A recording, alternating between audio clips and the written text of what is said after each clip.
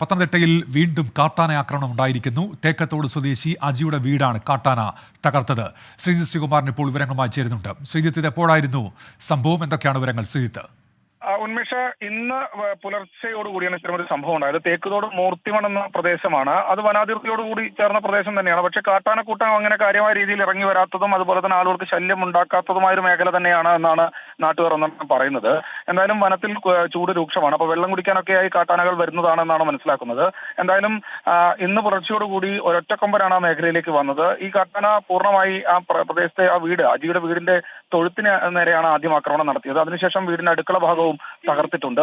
ഈ സമയം വീട്ടിൽ ആളുകൾ ഉണ്ടായിരുന്നു. അവർ ഉറക്കത്തിൽ എഴുന്നേറ്റ് ശബ്ദം കേട്ട് എഴുന്നേറ്റ് പുറത്തേക്ക് പോയതിനാലാണ് ജീവന് അല്ലെങ്കിൽ ശരീരത്തിന് പരിക്കുകളൊന്നും തന്നെ പറ്റാതിരുന്നത്. എന്തായാലും ഏതാണ്ട് ഒരു മണിക്കൂർ നേരം നിലയുറപ്പിച്ച ശേഷമാണ് ഈ കാട്ടാന ഇവിടെ നിന്ന് മടങ്ങിയത്. വനപാലകർക്കെതിരെ നാട്ടുകാർ ഇതിനകം തന്നെ പരാതിപ്പെട്ട് തുടങ്ങിയിട്ടുണ്ട്. അവർ പറയുന്നത് വനപാലക സംഘം കാര്യമായ രീതിയിലുള്ള ഒരു പരിശോധന ഈ മേഖലയിൽ നിന്ന് തന്നെ നടത്തുന്നില്ല. എന്തായാലും വനപാലകർ പരിശോധിച്ച് ഈ കാട്ടാനയെ കണ്ടെത്താൻ കഴിഞ്ഞിട്ടില്ല എന്നാണ് വിവരം. എന്തായാലും മറ്റു നടപടിക്രമങ്ങളിലേക്ക്, കാട്ടാനയെ തുരത്താൻ ആവശ്യമായ മറ്റു നടപടിക്രമങ്ങളിലേക്ക് വനപാലകർ കടക്കണമെന്നൊരു ആവശ്യമാണ് നാട്ടുകാർ ഉന്നയിക്കുന്നത്. അതുകൂടാതെ ഈ വീടിന് നാശനഷ്ടം സംഭവിച്ച അജിക്ക് നഷ്ടപരിഹാരം നൽകണമെന്നും നാട്ടുകാർ ആവശ്യപ്പെടുന്നുണ്ട്. ശ്രീ ശ്രീകുമാറിനാണ് വിവരങ്ങൾ നൽകിയത്. സംസ്ഥാനത്തിന്റെ പലയിടങ്ങളിൽ ഇന്നും വന്യജീവി ആക്രമണങ്ങളാണ് റിപ്പോർട്ട് ചെയ്യപ്പെട്ടിരിക്കുന്നത്.